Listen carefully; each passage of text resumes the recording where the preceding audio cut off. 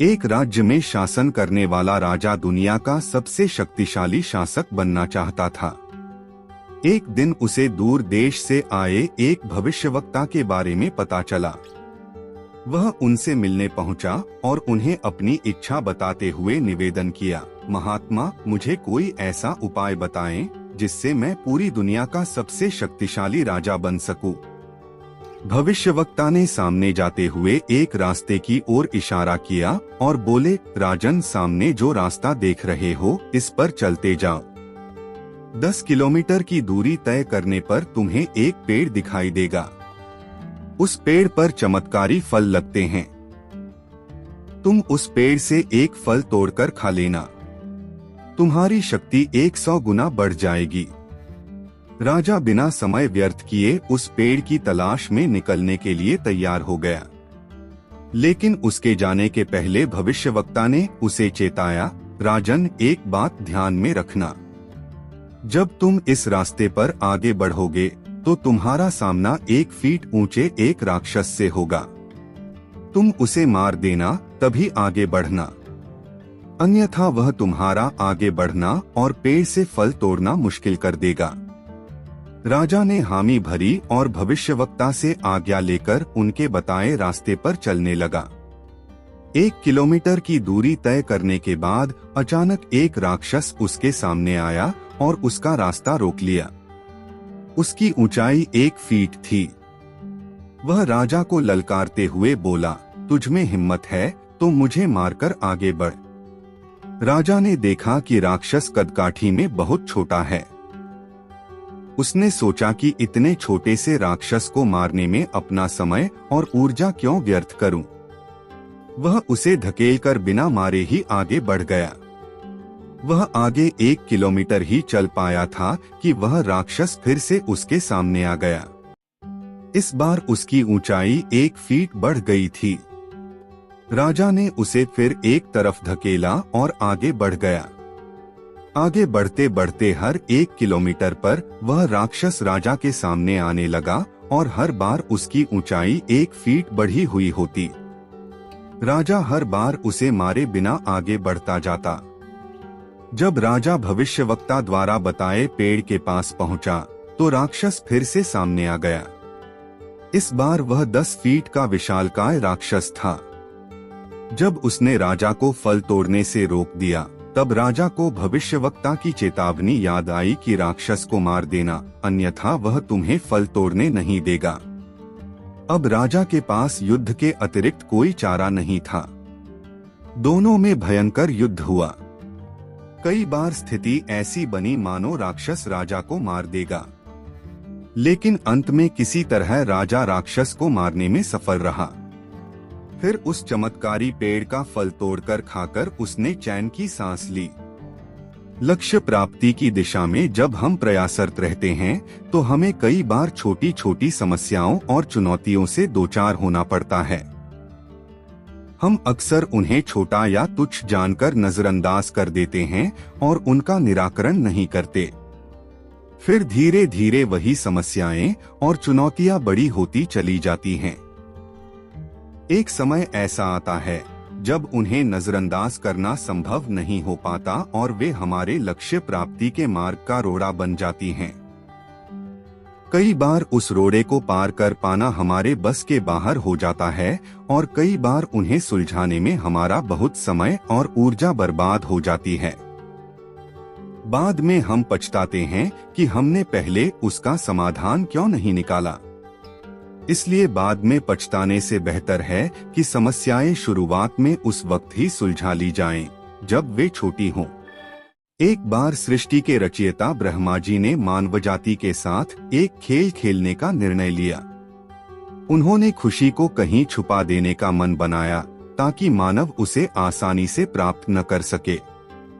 ब्रह्मा जी की सोच थी कि जब बहुत तलाश करने के बाद मानव खुशी को ढूंढ निकालेगा, तब शायद वास्तव में खुश हो पाएगा। इस संबंध में मंत्रणा करने उन्होंने अपनी परामर्श मंडली को बुलाया। जब परामर्श मंडली उपस्थित हुई तो ब्रह्मा जी बोले, मैं मानवजाति के साथ एक खेल खेलना चाहता हूँ। इस खेल में मैं खुशी को ऐसे स्थान पर छुपाना चाहता हूँ जहाँ से वह उसे आसानी से न मिल सके, क्योंकि आसानी से प्राप्त खुशी का महत्व मानव नहीं समझता और पूरी तरह से खुश नहीं होता। अब आप लोग मुझे परामर्श दें कि मैं खुशी को कहाँ छुपाऊं। इसे धरती की गहराई में छुपा देना उचित होगा, पहला परामर्श आया। लेकिन मानव खुदाई कर आसानी से इसे प्राप्त कर लेगा, ब्रह्मा जी ने असहमति जताते हुए कहा। तो फिर इसे सागर की गहराई में छुपा देना अच्छा रहेगा, एक परामर्श और आया। मानव सारे सागर छान मारेगा और खुशी आसानी से ढूंढ निकलेगा, इसलिए ऐसा करना ठीक नहीं होगा, ब्रह्मा जी बोले। बहुत से परामर्श सलाहकार मंडली ने दिए, लेकिन कोई ब्रह्मा जी को जंचे नहीं। काफी सोच विचार कर ब्रह्मा जी एक निर्णय पर पहुंचे, जिससे परामर्श मंडली भी सहमत थी। वह निर्णय था कि खुशी को मानव के अंदर ही छुपा दिया जाए। वहां उसे ढूंढने के बारे में मानव कभी सोचता ही नहीं है। लेकिन यदि उसने वहां खुशी ढूंढ ली तो वह अपने जीवन में वास्तव में खुश रहेगा। हम अक्सर खुशी को बाहर तलाशते रहते हैं, किंतु वास्तविक खुशी हमारी भीतर ही है। आवश्यकता है उसे अपने भीतर तलाशने की। एक दिन की बात है। पिता ने देखा कि उसका बेटा घर के लॉन में गुमसुम खड़ा हुआ है। वह बेटे के पास गया और उससे पूछा, बेटा क्या बात है? गुमसुम से क्यों खड़े हो? मैं कुछ सोच रहा हूँ पापा, बेटे ने जवाब दिया। मुझे भी तो पता चले कि तुम क्या सोच रहे हो, पिता बोला। मैं ये सोच रहा हूँ पापा कि मेरी जिंदगी की कीमत क्या है। पिता मुस्कुरा उठा और बोला, अच्छा ये बात है। यदि तुम सच में अपनी जिंदगी की कीमत समझना चाहते हो तो जैसा मैं कहता हूँ वैसा करो। बेटा तैयार हो गया। पिता ने उसे एक पत्थर दिया जो दिखने में साधारण सा ही था और कहा, बेटा इस पत्थर को लेकर बाजार जाओ। वहां किसी स्थान पर ये पत्थर हाथ में लेकर खड़े हो जाना। कोई इसकी कीमत पूछे तो कहना कुछ नहीं, बस अपनी 2 उंगलियां खड़ी कर देना।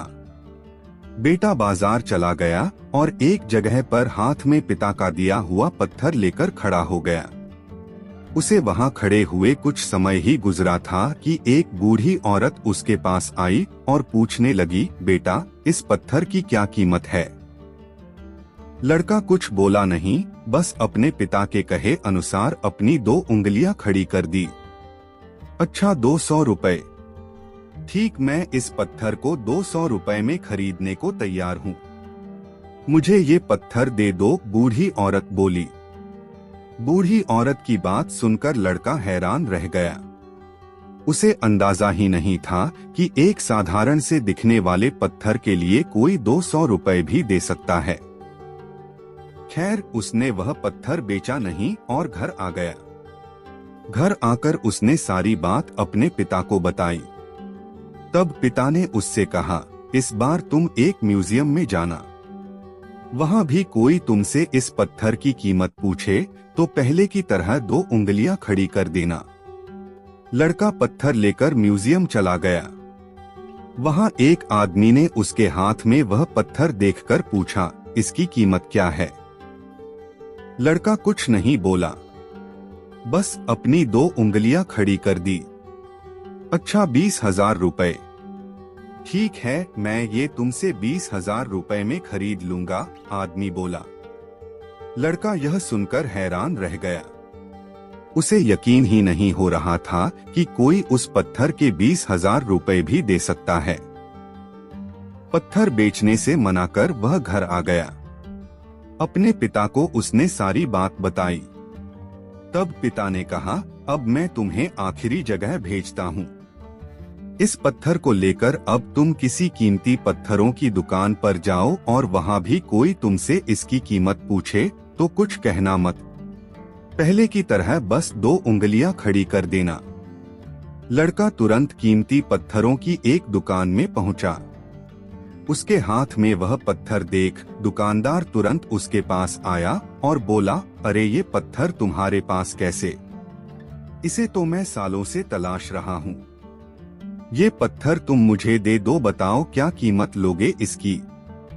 लड़के ने बिना कुछ कहे अपनी 2 उंगलियां खड़ी कर दी। अच्छा, 2 लाख रुपए।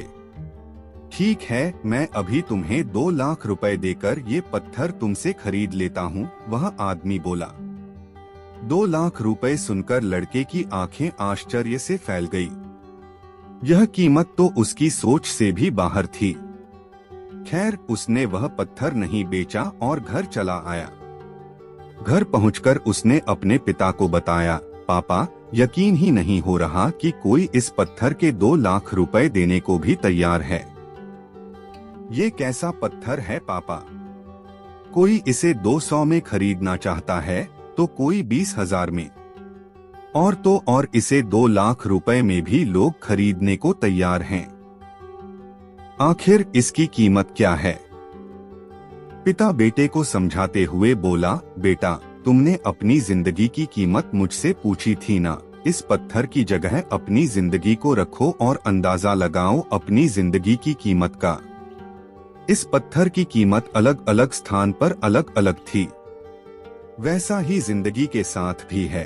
तुम्हारी जिंदगी की कीमत इस बात पर निर्भर करती है कि तुम खुद को कहां पर रखते हो। यदि तुम खुद को 200 रुपए वाली जगह पर रखोगे तो तुम्हारी जिंदगी की कीमत 200 रुपए की है। यदि तुम खुद को 2 लाख रुपए वाली जगह पर रखोगे तो तुम्हारी जिंदगी की कीमत 2 लाख रुपए की है। अब ये तुम्हें तय करना है कि तुम खुद को कहां रखते हो। लोग हमारा और जिंदगी का अलग अलग मूल्यांकन करते हैं। जो हमसे प्यार करते हैं, हमें अपना समझते हैं, उनके लिए हम सब कुछ होते हैं। लेकिन जो हमें बस इस्तेमाल करना चाहते हैं, हमारा फायदा उठाना चाहते हैं, उनके लिए हम कुछ भी नहीं होते।